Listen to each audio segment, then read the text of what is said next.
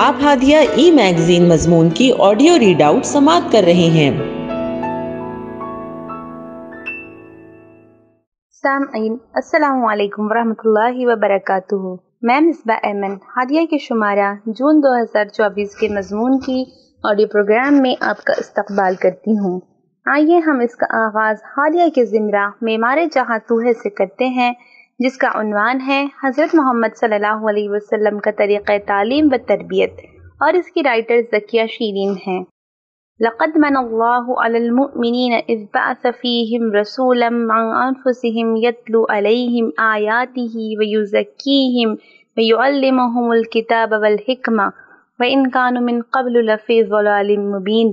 در حقیقت اہل ایمان پر تو اللہ نے یہ بہت بڑا احسان کیا ہے کہ ان کے درمیان خود انہی میں سے ایک ایسا پیغمبر اٹھایا جو اس کی آیات انہیں سناتا ہے، ان کی زندگیوں کو سنوارتا ہے اور ان کو کتاب اور دانائی کی تعلیم دیتا ہے، حالانکہ اس سے پہلے یہی لوگ صریح گمراہیوں میں پڑے ہوئے تھے۔ سورہ آل عمران آیت 164۔ اس آیت میں اللہ تبارک و تعالیٰ نے صاف صاف فرمایا ہے کہ محسن انسانیت کی بعثت کا ایک اہم مقصد تعلیم و تربیت بھی ہے۔ انسان کو اس زمین کا خلیفہ بنایا ہے، اور اس خلافت کی ذمہ داری کو حسن خوبی کے ساتھ ادا کرنے کے لیے انسان کی تعلیم و تربیت کی ضرورت کو اللہ نے انبیاء علیہ السلام کو ہر زمانے میں مبعوث کیا، اور اس امت کی تعلیم و تربیت کے لیے نبی آخر الزماں حضرت محمد صلی اللہ علیہ وسلم کو مبعوث کیا۔ حضرت محمد صلی اللہ علیہ وسلم کی تعلیم و تربیت کا بنیادی نقطہ یہ تھا کہ امت کے ہر فرد کی تربیت ایسی ہو کہ وہ اعلیٰ اخلاق و کردار کا حامل انسان بنے۔ نیز آپ صلی اللہ علیہ وسلم کا مشن یہ بھی تھا کہ ایسے صالح افراد تیار ہوں جو رہتی دنیا تک کے لیے ایک مثال بن جائے اور ایک صالح انقلاب کے نقیب بنے۔ آپ صلی اللہ علیہ وسلم کی زندگی اور سیرت کے مطالعے سے معلوم ہوتا ہے کہ آپ صلی اللہ علیہ وسلم نے اپنے اصحاب کی تربیت اس طرح کی کہ وہ نہ صرف آپ صلی اللہ علیہ وسلم کی زندگی میں بلکہ آپ صلی اللہ علیہ وسلم کے بعد بھی دین کے محافظ بن کر اٹھے۔ آپ صلی اللہ علیہ وسلم کی تربیت کا سب سے پہلا ذریعہ خود آپ صلی اللہ علیہ وسلم کی ذات اور کردار تھا۔ آپ صلی اللہ علیہ وسلم کی شخصیت اس طرح قرآن کے مطابق تھی کہ لوگ آپ صلی اللہ علیہ وسلم کو دیکھ کر ہی سیکھ لیتے تھے، اور دوسری چیز قرآن کو تربیت کے لیے آپ صلی اللہ علیہ وسلم نے خاص کیا، جیسا کہ آیت میں فرمایا گیا کہ وہ قرآن کی آیات تلاوت کرتا ہے۔ آپ صلی اللہ علیہ وسلم کو جو فہم و فراست اللہ نے عطا کی تھی، اس کی بنا پر آپ صلی اللہ علیہ وسلم نے نہایت حکیمانہ انداز میں لوگوں کی تعلیم و تربیت کی، قرآن کو اول دن سے تربیت کا ذریعہ بنایا اور قرآن سے مضبوط تعلق قائم کرنے کی نصیحت کی، اور خود قرآن کا عملی نمونہ بن کر دکھایا، جیسا کہ حضرت عائشہ رضی اللہ تعالیٰ عنہ فرماتی ہے کہ آپ صلی اللہ علیہ وسلم چلتا پھرتا قرآن تھے۔ آپ صلی اللہ علیہ وسلم کا ایک حکیمانہ انداز یہ بھی تھا کہ آپ صلی اللہ علیہ وسلم قرآن کی آیت کی نہ صرف تلاوت کرتے بلکہ اس پر غور و فکر بھی کرتے، اور دوسروں کو بھی اس کی تلقین کرتے، اور اس کے مطابق اپنی زندگی کو بدلنے کی بھی نصیحت کرتے تھے۔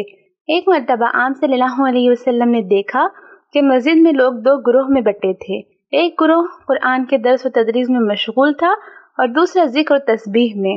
آپ صلی اللہ علیہ وسلم نے فرمایا کہ یہ جو ذکر کا گروہ ہے یہ بھی خیر و بلائی کے کام میں مشغول ہے، لیکن جو لوگ قرآن کے درس و تدریس کر رہے ہیں وہ لوگ جہالت کے اندھیروں کو دور کر کے علم و حکمت کی روشنی پھیلا رہے ہیں، اور مجھے معلم بنا کر بھیجا گیا ہے۔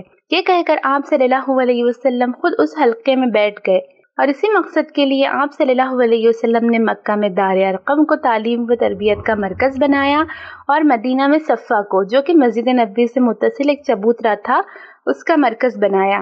اسی طرح آپ صلی اللہ علیہ وسلم نے قرآن کی تعلیم کو عام کرنے اور اس کے ذریعے تربیت کرنے کا انتظام کیا۔ آپ صلی اللہ علیہ وسلم نے واعظ و تلقین اور قرآنی آیات کے ساتھ ساتھ اپنے اخلاق و کردار کے ذریعے لوگوں کی ذہن سازی کی، اور اس میں مرد، عورتیں اور بچے سبھی شامل رہیں۔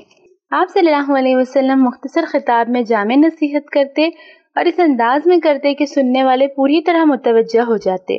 مثال کے طور پر ایک مرتبہ آپ صلی اللہ علیہ وسلم نے فرمایا کہ اے لوگو، سلام کو پھیلاؤ، صلہ رحمی کرو اور راتوں کو قیام کرو تو تم جنت میں داخل ہو جاؤ گے۔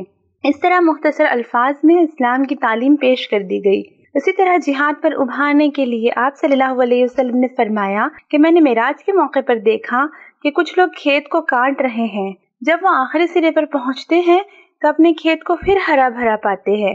اس طرح یہ عمل ہوتا رہتا ہے۔ جہاد کرنے والوں کو اسی طرح کبھی نہ رکنے والا اجر ملے گا۔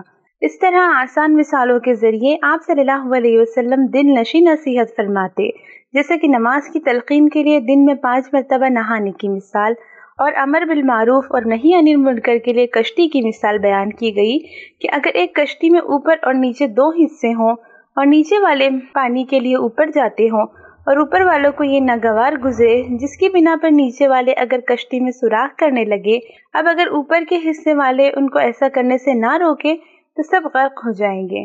آپ صلی اللہ علیہ وسلم نے تعلیم و تربیت کے معاملے میں خواتین اور بچوں کو بھی کبھی نظر انداز نہیں کیا، بلکہ ان کے لیے الگ سے نصیحت کرتے۔ جمعہ اور عیدین میں آپ صلی اللہ علیہ وسلم خواتین کے لیے الگ سے خطبہ دیا کرتے تھے۔ آپ صلی اللہ علیہ وسلم نے خواتین کی تربیت کے لیے اپنے ازواج کو بھی ذریعہ بنایا۔ چنانچہ ہم دیکھتے ہیں کہ حضرت عائشہ رضی اللہ تعالی عنہا اپنی فہم و فراست سے بہت سے مسائل کو حل کیا کرتی تھی، اور جو بھی آپ صلی اللہ علیہ وسلم سے سنتی وہ دوسروں تک ضرور پہنچاتی، اور یہی طریقہ دوسری ازواج الصحابیات رضی اللہ عنہن کا تھا۔ بچوں کی تربیت کے ضمن میں آپ صلی اللہ علیہ وسلم نے فرمایا کہ ان کو 7 سال کی عمر میں نماز کی تلقین کرو، اور جب وہ 10 سال کے ہو جائیں تو نماز نہ پڑھنے پر سختی کرو۔ آپ صلی اللہ علیہ وسلم نے فرمایا کہ بچوں کے حق میں سب سے قیمتی تحفہ ان کی اچھی تعلیم و تربیت ہے، جبکہ آج کل کے والدین بچوں کو قیمتی فون اور اسمارٹ واچ کا تحفہ دیتے ہیں اور بعد میں نافرمانی کا گلہ کرتے ہیں۔ ام المومنین حضرت سلمہ رضی اللہ تعالی عنہا کے پہلے شوہر کے صاحبزادے جو آپ صلی اللہ علیہ وسلم کے زیر تربیت 10 سال رہے، وہ فرماتے ہیں کہ میں 10 سال رسول اللہ صلی اللہ علیہ وسلم کے ساتھ رہا، لیکن کبھی آپ صلی اللہ علیہ وسلم نے بیزاری اور نفرت کا کوئی کلمہ نہیں کہا، اور اگر مجھ سے کوئی غلطی ہو جاتی تو یہ بھی نہیں پوچھا کہ تم نے یہ غلطی کیوں کی۔ مزید وہ فرماتے ہیں کہ آپ صلی اللہ علیہ وسلم ہمیشہ انہیں اے میرے بیٹے کہہ کر بلاتے تھے۔ الغرض آپ صلی اللہ علیہ وسلم بہترین مربی و مزکی تھے۔ آپ صلی اللہ علیہ وسلم نے خوش خلقی، صلہ رحمی، سچائی، دیانتداری، والدین اور رشتہ داروں کے ساتھ حسن سلوک اور عفو و درگزر کی نہ صرف تعلیم دی بلکہ عملی طور پر کر کے بھی دکھایا۔ اسی طرح برے اخلاق مثلاً جھوٹ، بدعہدی، چغلی، بدزنی، والدین کی نافرمانی اور رشتہ داروں سے قطع تعلقی جیسی حرکتوں سے منع فرمایا۔ معاملہ چاہے ذاتی ہو یا سماجی، آپ صلی اللہ علیہ وسلم نے ہر فرد کی اصلاح و تربیت میں حکمت و نرمی کا شیوا اختیار کیا۔ ایک مرتبہ ایک اعرابی نے مسجد کے صحن میں پیشاب کر دیا۔ صحابہ کرام رضی اللہ عنہم اس کو ڈانٹنے کے لیے دوڑے تو آپ صلی اللہ علیہ وسلم نے منع کیا اور فرمایا کہ وہاں پانی بہا دو۔ پھر اس شخص کو بلایا اور مسجد کے آداب نہایت نرمی سے سمجھائے۔ آپ صلی اللہ علیہ وسلم نے زندگی کے تمام پہلوؤں کو اجاگر کیا اور ہر حال میں حکمت کو مد نظر رکھا۔ آج پوری دنیا میں جو اسلاموفوبیا پھیل رہا ہے اور مسلمانوں کے خلاف نفرتی مہم چل رہی ہے، ایسے وقت میں ہم امت مسلمہ کی ذمہ داری ہے کہ محمد صلی اللہ علیہ وسلم کی تعلیم و تربیت کو عام لوگوں تک پہنچائے اور خود بھی اپنے لیے آپ صلی اللہ علیہ وسلم کی ذات کو اسوہ بنائے، جس کا حکم اللہ تعالیٰ نے قرآن میں دیا ہے کہ تمہارے لیے اللہ کے رسول میں اسوہ یعنی نمونہ ہے۔ سورۃ الاحزاب آیت 21۔ ہادیہ مضمون کی آڈیو سماعت کرنے کے لیے شکریہ۔ امید ہے کہ آپ کو پسند آیا ہوگا۔ ہمیں آپ کے مشورے کا انتظار رہے گا۔ اپنا مشورہ، تبصرہ اور مضامین editor@hadia.in پر ارسال کریں اور ہادیہ ای میگزین کے مضامین کو پڑھنے کے لیے ویب سائٹ www.hadia.in سبسکرائب کریں۔ انشاءاللہ ہم اگلے ہادیہ ای میگزین کے شمارے سے دلچسپ مضامین کی آڈیو لے کر حاضر ہوں گے۔ تب تک کے لیے اجازت۔ اللہ حافظ۔